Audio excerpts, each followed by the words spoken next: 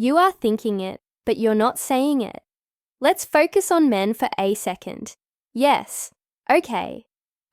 We love men. My favorite topic. You have said there are two types of men. Okay. What are the two types of men that you believe exist? Was it in context of fidelity? Yes. Okay. I said. And I'm happy to. I stand on this hill, by the way. So what I would say is there's two types of men there.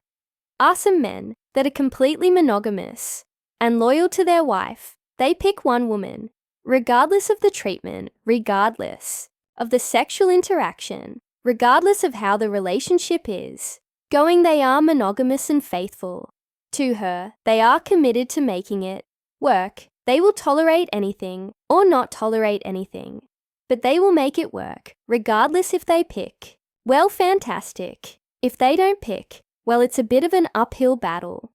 But they'll stay loyal to that, and they might be 25 years in accept all sorts of misbehavior, but they are still loyal to their wife.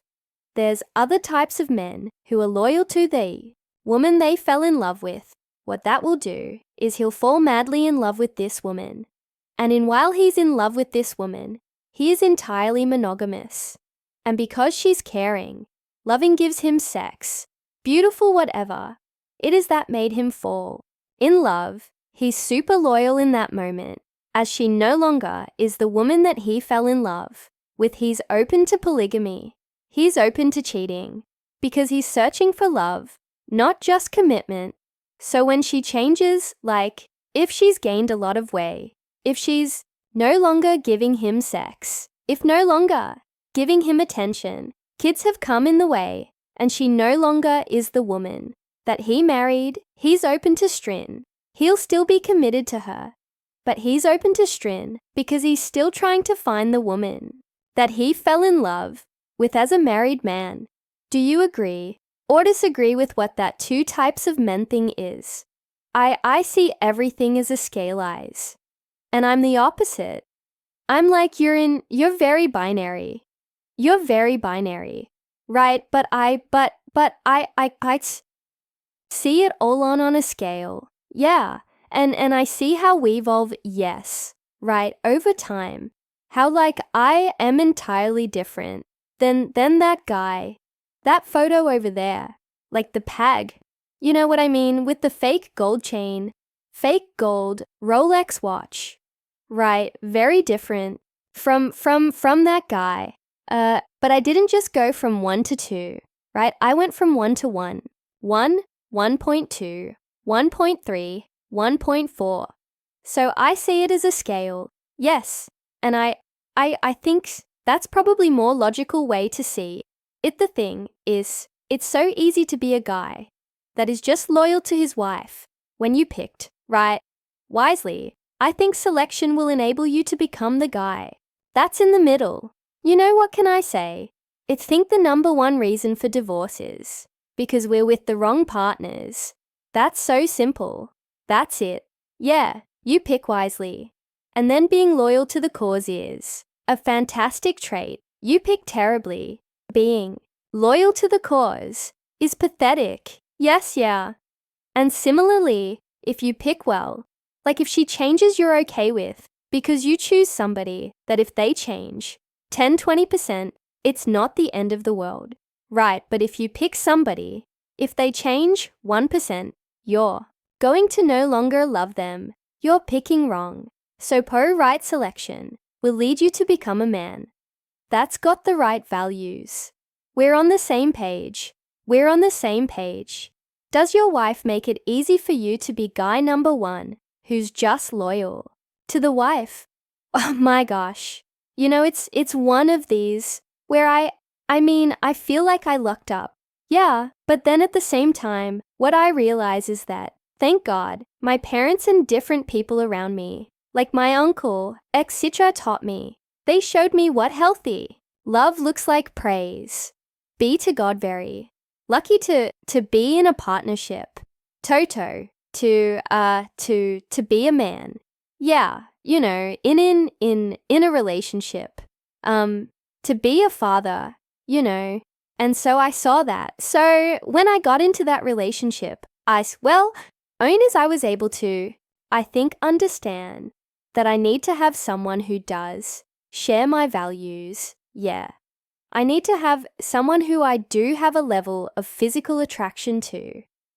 I need to have someone who we can manage conflict. Yes. Because I remember that's what we were doing early on when we were dating, is we were figuring out, can we solve conflict?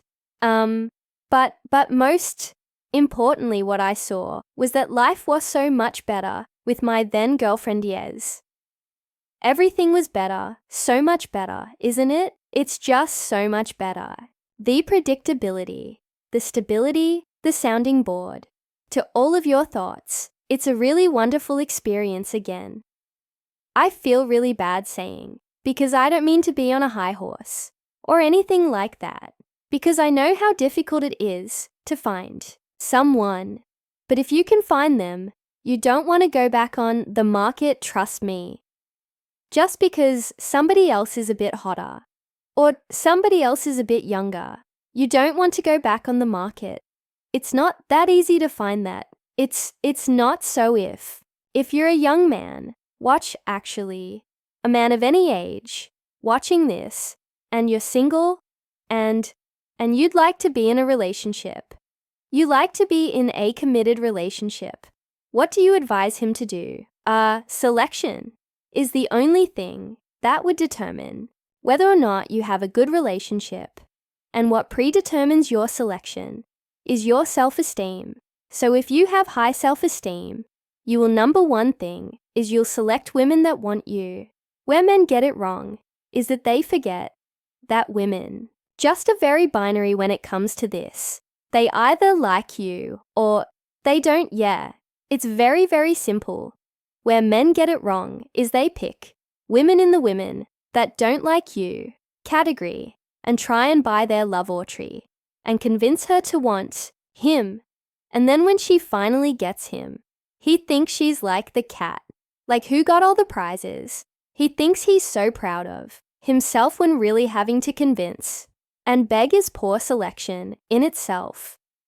So my number one advice to men is forget women who are not into you. Just they're a waste of your time. Focus on the women that are into you. Select wisely amongst those. Don't compromise on attraction, right? But the underlying thing is how much she's invested into you and how much she loves you. After you've chosen from women that you have a look at their moral compass before you. So what was the best predictive future? Relationships, unfortunately, is past relationships.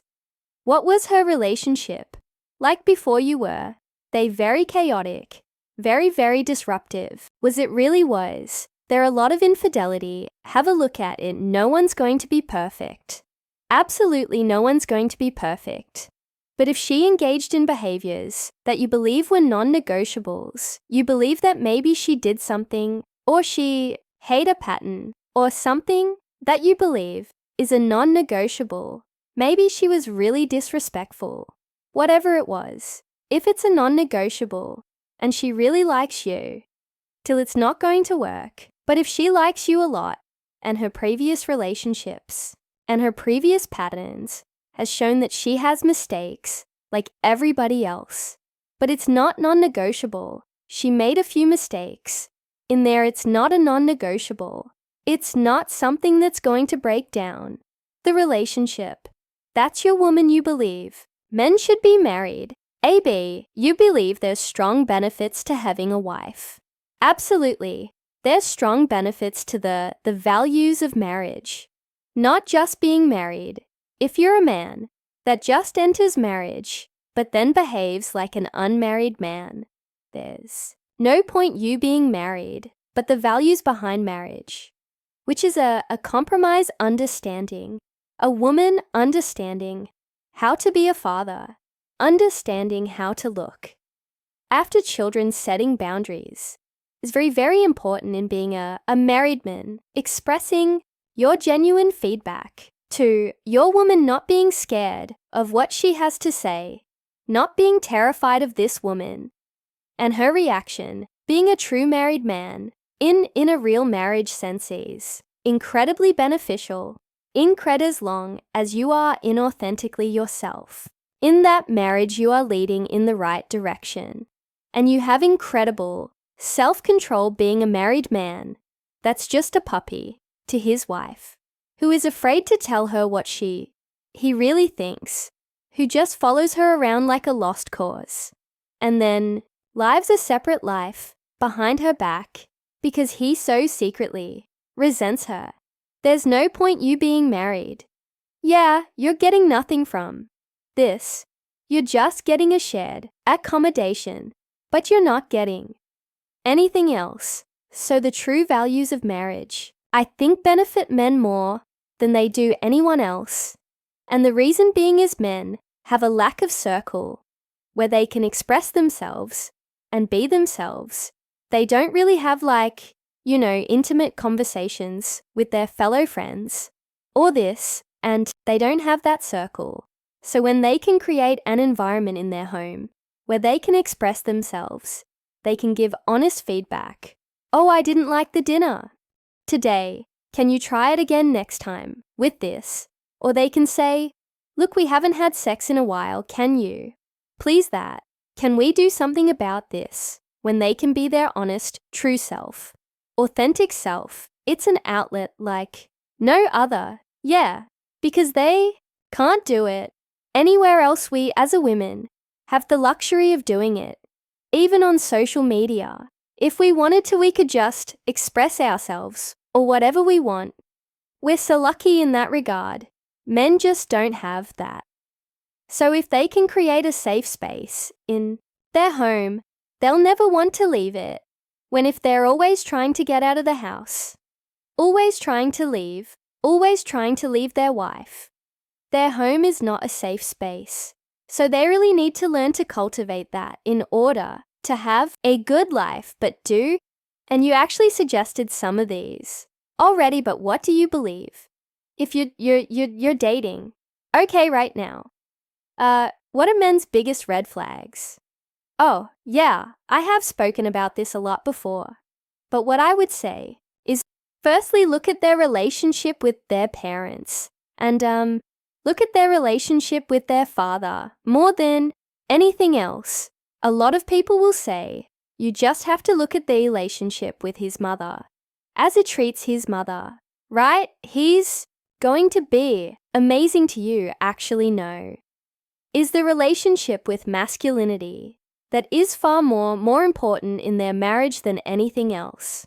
Now, if they have a father figure, some men are, unfortunately, with fathers that they don't respect, but they didn't generalize that to masculinity overall.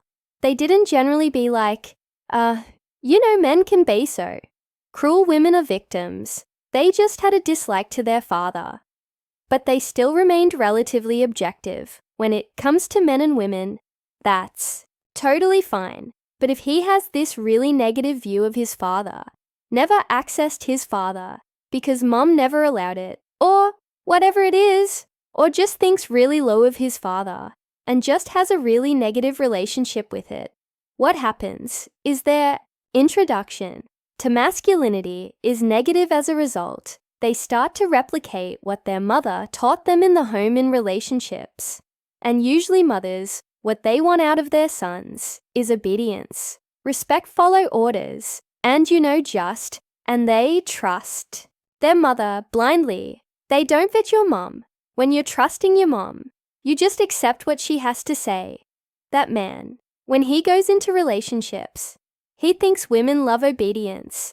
They think women love somebody who just follows orders. They think women love a guy that just trusts them. Blind also. What happens is he forgets what women are actually sexually attracted to. 'Cause he learned what women like through the lens of his mom. He didn't watch mom and dad's interaction and learn anything from that. He just learned from mom. And as a result, he goes into relationships weaker. And you don't want that, because eventually You will get frustrated with him. He'll be like an extra child. So look at his relationship with men and look at his relationship with his father first and forum. This is actually one of the things I found most fascinating is your positioning on attract RVE women. Yes, okay. Do you think that it's hard? Actually, what is an attractive woman? Here's what I would say. True attraction is that their beauty can surpass their demographics. And what I mean by that is some girls are only beautiful in their area. Some girls are only beautiful to men of the same race. Some girls are only beautiful to men of the same age. Truly, attractive is universal. It's something that we can put on a billboard. In every country Gucci campaign, across the world, everybody will stop and look. When it's a particular supermodel, it's universal. So I think true, highly attractive, not everybody can be attractive, but hyper attractive is when it's universally appealing across demographics, age, race, gender. Most people can universally agree. This person would cause me to stop scrolling and pay attention. That's what it's not just your culture. It's not just your, race or your age. Everybody can agree. Would you agree that that's true? Attraction, that's truly high level of attraction is that just physicality or their behavioral traits in there too? I would say, look, essentially, when I first started social media, my motivator was, I'm so bored of seeing beautiful women who I don't know what their vow is. Like, I'm so bored of just seeing beautiful girls endlessly. I can't tell you what their voice sounds like because they don't talk. They just post pictures of them online in sexy outfits. And yet they got 1 million followers. I was bored of that, and I was just like, oh God, I really can't see this on my feed anymore. So part of me was like, I just want to know what they talk about, what's social. What that taught me is you actually don't need a personality to be seen as attractive because there's girls with 1 million followers who have not released one thing about their personality online. I've never seen them speak about anything, and they make millions and brand deals. So I do think we'd like to believe. It's very much personality linked. It helps. Of course, elegance, class, speaking, all that helps. But just look at in the average influencer, sometimes they talk rubbish and still have endless brand deals and endless followers. So I think it's idealistic to think that personality matters as much when it comes to attractive objective of beauty. Objective, beauty, wow, objective. So what is it specifically do you think that men, so say heterosexual men, what are they most attracted to in women? Think one thing that they really attracted to is women being attracted to them. So all she has to be is an attractive woman.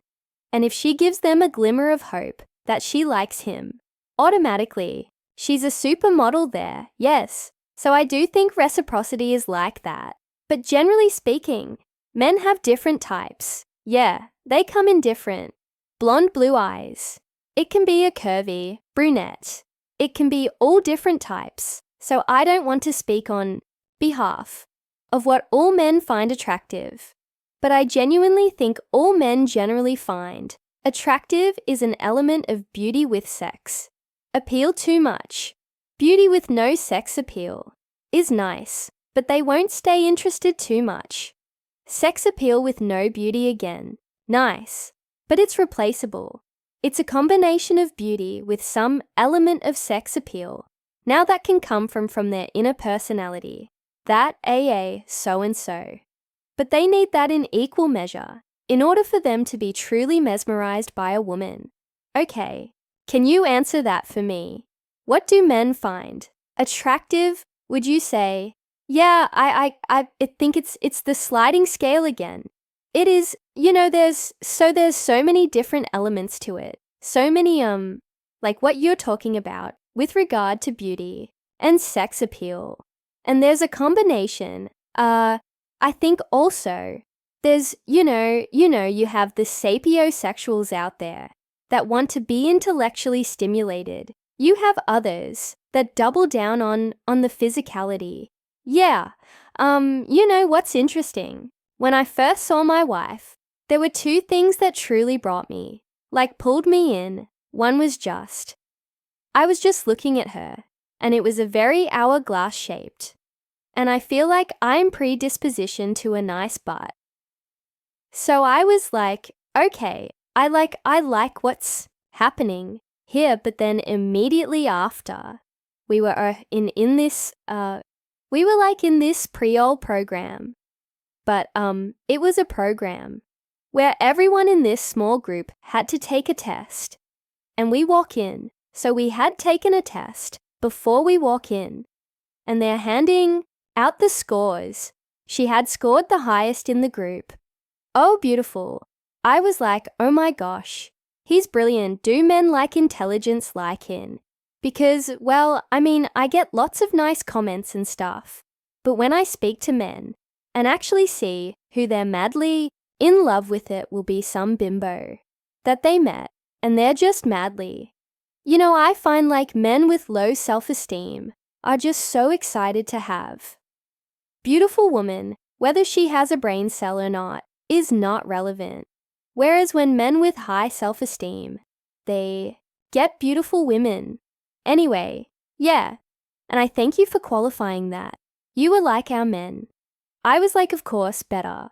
Are interested in intelligence. It hinks self-esteem makes a big difference. It is, ultimately, I think this is the common theme. No matter what, gender, etc., is self-esteem or well-being, and the higher that well-being, the higher quality, that enters our life. And also it's interesting, like the higher well-being, it's the higher defenses. Yes, in order to jump into our life, the lower the well-being, the lower the fence. Everyone gets it. I would agree. I think it takes a level of high self-esteem to go for something beyond looks in a woman. And I would hope most men can see how important it is to do that. Yes, yeah. But let's say looks are important. They are important. Absoland. I know I talk a lot about this, but I do, because sometimes people say to me, why do you wear makeup? I said, because I respect myself. Why wouldn't I wear makeup? Why should I just be an intelligent woman and nothing else? You as a woman can be, well put together. You can look after your hair and nails and all those things. It shouldn't be either. Or for some reason, I felt like when I came online, they wanted me to either just be plain Jane and then talk really like about these things, or like not talk about these things and just stick to hair and makeup and all these things. As a woman, you can definitely have both. If you prioritize both, I still take a lot of pride in my parents, and I think you should never stop that, because essentially, it's an element of self-respect. I do encourage women to get to the gym, look after them, put a bit of makeup on, look after yourself only, because you will feel better about yourself. You will genuinely feel better. People will treat you nicer. It's just a nicer experience in general when you are fulfilling your potential. All right, fair. Can we say one more thing about attractive women? I know that they're gonna say, stop in a second, but I only have 2 more questions. 3 more questions. Is on this attractive women. Front is you have said in the past, yes, that, men react negatively. Yes to attractive women. Yes. Why is that? Men automatically go in 2 directions. When they see a beautiful woman, they either go in awe or they go into hostility. It's one or the other. And when their self-esteem is super, super low, and they're really low about themselves, they immediately want to reject her before she can reject him. They want to find reasons to kind of get rid of their attraction because they know they have this. Attraction, chances are it's not going to be reciprocated, so they have to get rid of it. And the quickest way to get rid of it is pretend you're not interested. Have to make fun of her, tell her. There's something about her age, tell her. Something about this. They have to somehow obliterate her self-esteem in order for them to make sense of why they're so attracted to her. But get rid of it because they don't want to face the rejection. So I think, men, it can go in two directions. And they definitely make negative assumptions about beautiful women when they have low self-esteem. The number one assumption is that she's going to be promiscuous. Another assumption is she's going to be dumb. Another assumption is she's going to be manipulative. They make more and more negative assumptions about beautiful women, mainly because they've never had access to them. When you have access to beautiful women all the time, you realize that there's no real difference between them and the average girl. They can be similar. They can be dissimilar. We're all human, but their negative perception shows that they haven't had enough access, and as a result, they feel the need to discourage it. Wow, how do women react to attractive women? They can go in, again, two directions, very similar. They can either pedestal, want to look like her, want to be like her, want to be everything, like good. It's kind of like the Kardashian effect. You've either become a woman that's like invested in all the surgeries and looks exactly like her and stuff, or you absolutely hate them. And what I find with women when it comes to attractive women, even the women that say that they're girls, women will always side with the woman that they find least threatening looks wise. Yeah, that's it. So what I mean by this is, let's say for example, I'll post a video and a girl might insult me endlessly in my comments. And then if I just say, well, answer back, they like, how can you answer her back? You're so rude, they side with the person they least threatened by Anders. A result, any interaction you have as a beautiful woman with woman, and automatically women will side with the person that is least attractive because she's least of a threat, and so therefore they're more on her team. So they do this in general. They do this in general. They always side with women that they're least threatened by. High self-esteem women are not threatened by attractive women. As a result, when they see an attractive woman online, they either scroll past because they're not interested, or they support because they're not threatened. When they have low self-esteem, they have to somehow or another take something away from him. And in my particular case, what they've done in my particular case is if they can't take away from anything, what they'll do is if they can't take away from the message because they're not intellectually apt enough, or if they can't take away from my looks because that's too obviously a sign of being jealous, they'll somehow go for my qualifications or my culture. They'll go for something that is intangible, something that we can't actually measure in some way, shape or form, just to kind of bring you down rather than just keep it scrolling if you don't agree with it. So I found women in particular to be the most difficult, but then also when I meet them in person, they're the nicest. So it's either or, you know, what's so interesting is because the last topic I wanted to talk about was jealousy among women. And I think you've just described that as, well, yeah. So, you know, do men experience jealousy with other men or not as much? You know, hi, I'm Sadia Kanand. You might know me as a leading dating coach in modern relationships. Today, I work with men every single. Day 2 help give them the blueprint of understanding relationships, women, attraction, and self-esteem. So if you are feeling stuck in your relationships and you want to unlock your full potential, work with me today by clicking on the link, and I look forward to hearing from you.